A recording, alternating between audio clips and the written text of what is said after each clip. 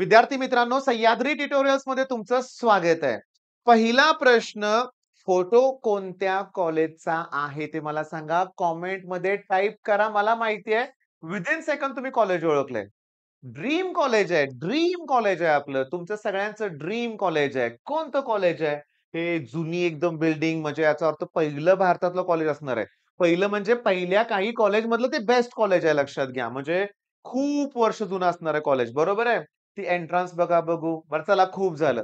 तुम्हाला कळालं असेल, तुम्ही कमेंटमध्ये नक्की केलं असेल, की ते कोणतं कॉलेज आहे. ऑब्व्हियसली त्या कॉलेजचंच आपलं टार्गेट आहे. मग ह्या कॉलेजचं टार्गेट, हे ड्रीम आपल्याला जर अचीव्ह करायचं असेल, तर प्रॉपर एक स्टडी प्लॅन पाहिजे ना. बरं मी तुम्हाला काय सांगतो, मायक्रो प्लॅन पाहिजे. ओके. थोडं-थोडं आपण टार्गेट देऊन ते अचीव्ह केलं पाहिजे. ओके. म्हणून तर मी 1 वीक स्टडी प्लॅन तुमच्यासाठी घेऊन आलोय. बर, 1 आठवडा मी तुम्हाला सांगतो, 1 वीक मी तुम्हाला क्लिअरली सांगतो, लक्ष द्या. हा 1 आठवडा माझा प्लॅन तुम्ही फॉलो केला, की एका आठवड्याला तुमची 15 मार्कांची गॅरंटीनं तयारी होणार आहे. गॅरंटी आहे. विथ प्रूफ आहे, लक्षात घ्या. विथ प्रूफ मी तुम्हाला सांगतो. या आठवड्यात बघा, होतं काय बघा, पहिली गोष्ट म्हणजे खूप गडबड होते, मी तुम्हाला सांगतो. पहिली गोष्ट म्हणजे 10 दिवस नुसता फिजिक्सच चाललाय. केमिस्ट्री, मॅथ्स बघतच नाहीये किंवा केमिस्ट्री, मॅथ्स करतोय, फिजिक्सला हात लावतच नाहीये. म्हणजे कुठलातरी टॉपिक, कुठलातरी सब्जेक्ट मिस होतोय. माझ्या स्टडी प्लॅनमध्ये ते बिलकुल होणार नाहीये. मी फिजिक्स पण तुमच्याकडून करून घेणार आहे, मी केमिस्ट्री पण घेणार आहे, मी मॅथ्स पण करून घेणार आहे. सगळ्यात इम्पोर्टंट टेस्ट. टेस्ट शिवाय रिझल्ट लागेल का सांगा बघू? नाही. बरं, मी तुम्हाला सांगतो, संडे टेस्ट. आजपर्यंत बरीचशी मुलांना सवय लागली, की संडे म्हणले की सह्याद्री ट्युटोरियलची ग्रुप टेस्ट असणार आहे आणि ती फ्री असणार आहे सगळ्यांसाठी. मग या रविवारी, येत्या रविवारी आपली टेस्ट असणार आहे रोटेशनल डायनॅमिक्स आणि मेकॅनिकल प्रॉपर्टीज ऑफ फ्लुइड्स. फिजिक्सची भीती वाटते. फिजिक्सची भीती वाटते. मी असताना वाटणार नाही. का? मी माझ्या लाईव्ह सेशनमध्ये असं कमेंट बघितलंय, "सर आता मॅथ सोपं वाटायला लागलंय." मग मी आज संध्याकाळी मी तुम्हाला सांगतो, सोमवारपासून ॲक्चुअली शुक्रवारपर्यंत, अगदी शनिवार सुद्धा म्हणूया आपण, रोज रात्री 9:30 वाजता आपलं लाईव्ह स्टेशन स्टार्ट होतं आणि या आठवड्यात तुम्ही कमेंट करणार आहे, "सर आता फिजिक्स सुद्धा जमतंय." जमतंयच लक्षात घ्या आणि माझं टीचिंग तुम्हाला आवडायला लागलंय, म्हणून तर सगळ्या गोष्टी इथं मला पॉसिबल वाटायला लागल्यात, की तुम्हाला जमणारच हे मला माहिती आहे. बरं, हे तुम्हाला माहिती आहे का रे बाळांनो, जर आपण काय करायचं या आठवड्यात प्लॅन करूया. हे जे रोटेशनल डायनॅमिक्स आहेत ना, गॅरंटीनं 3 मार्क असणार, 3 प्रश्न असतात, लक्षात घ्या सीईटीला गॅरंटीनं. कुठल्याही शिफ्ट काढून बघा. फ्लुइडचे पण 3 प्रश्न असतात. म्हणजे 6 मार्क झाले. अरे, आपला सीईटीचा फिजिक्सचा पेपरच 50 मार्काचा असतो. या 2 धड्यावर 5 प्रश्न जरी आला, तरी या आठवड्यात 10% अभ्यास कंप्लीट होतोय. थेंबे थेंबे तळे साचे. हळू सुरुवात केल्यावर होणार आहे. ओके. या आठवड्यात 2 टॉपिक, त्याच्यानंतर अजून टॉपिक, असं जर आपण करत गेलो तर होणार ना? बरं, आता इम्पोर्टंट काय, की हे झालं, चला टेस्ट कुठले ते सांगितलं तुम्हाला मी.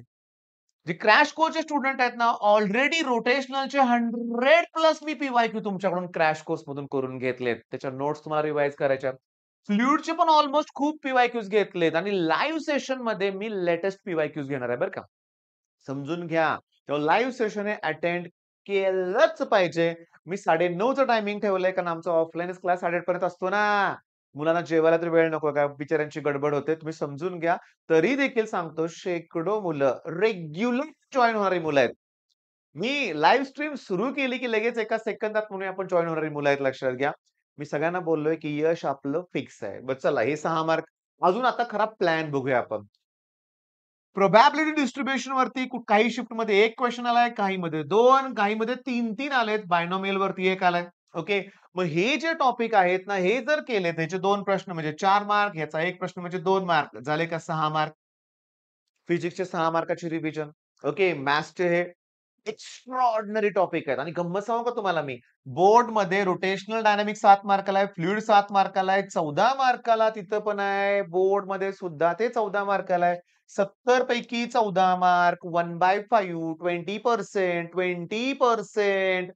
2 टॉपिक केल्यावर केवढा कॉन्फिडन्स वाढणार आहे. बरं, आता मी तुम्हाला सांगतो, लक्षात घ्या. नेक्स्ट स्लाईडवरती आपण हे बघितलं आपण.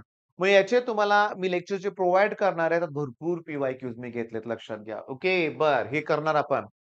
फिजिक्समध्ये structure of atom, molecules, nuclei हा टॉपिक मी तुम्हाला सांगतो.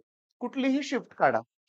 हा टॉपिक या टॉपिकवर केमिस्ट्रीमध्ये सीईटीच्या एक्झाममध्ये प्रश्न येणार म्हणजे येणारच लक्षात घ्या आणि तो प्रश्न आता माझ्या समोर बसलेला एक मुलगा अचानक त्याचा चेहरा बदलला. काय चुकलं काय सरांचं असं त्याला वाटलं. पण थांबा मी एक्सप्लेन करतो. फक्त एवढं वाचा.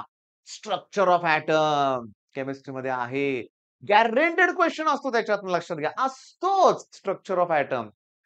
त्याच्यानंतर मी तुम्हाला सांगतो लक्षात घ्या. म्हणजे फिजिक्स प्लस आपण एक काम करूया. 11th केम या आठवड्यात फिनिश करूया.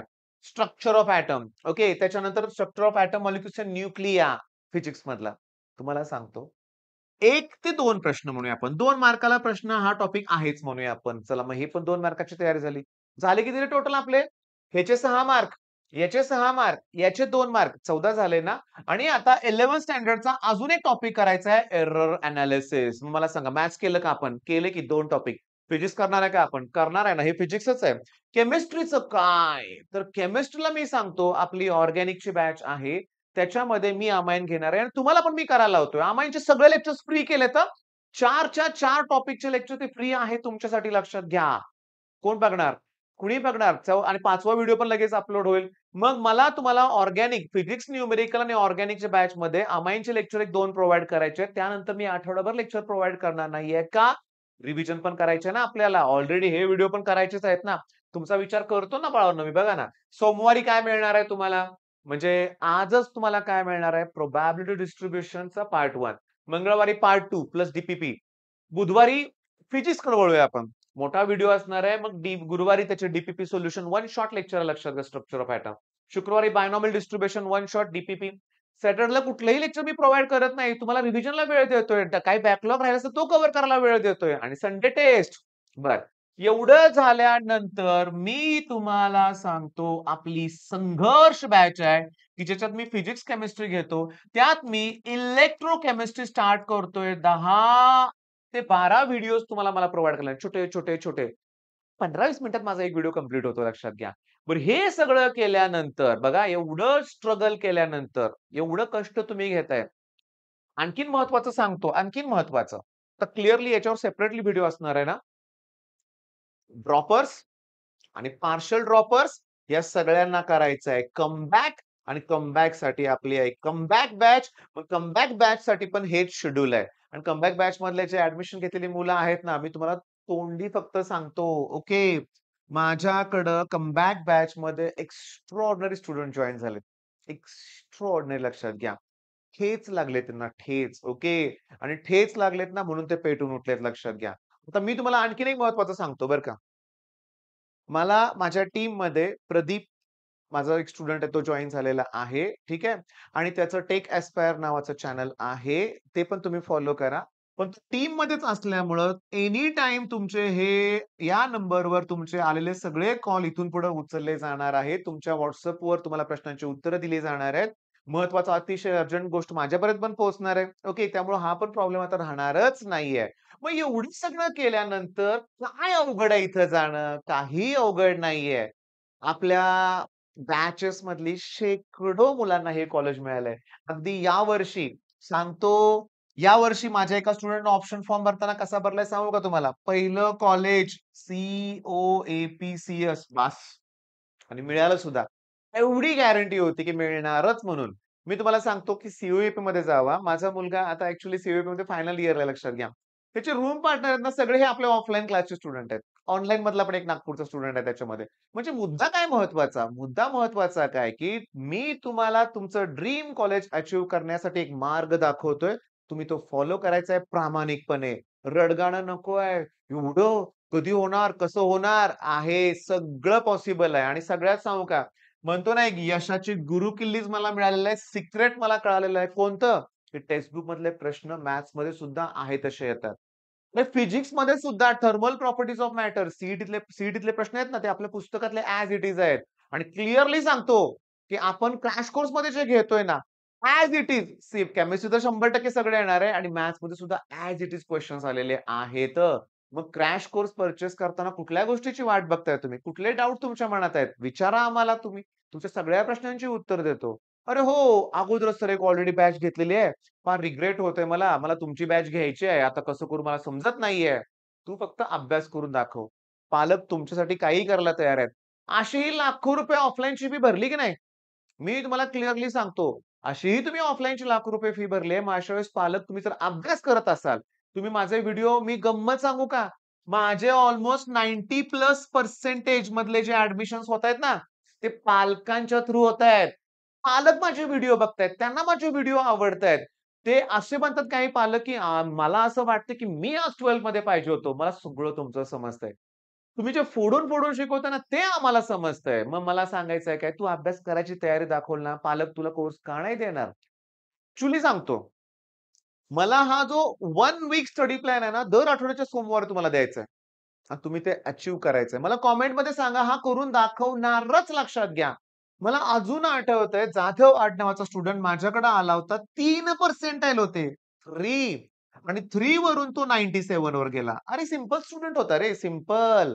बरं गेल्या वर्षीचा आमचा एक स्टुडंट आहे. 10वी ला 50% मार्क आहेत. Okay, 96 percentile. 10वी ला 50 मार्क मॅथ्समध्ये आहेत बरं का, लक्षात घ्या. आणि सायन्समध्ये 53 होते. 10वीचं पर्सेंटेज तुम्हाला माहिती आहे, मराठी वगैरे इतिहास, भूगोल. पण हे मॅथ्स आणि सायन्स त्याचे पण 96 पर्सेंटाइलवर तो गेला.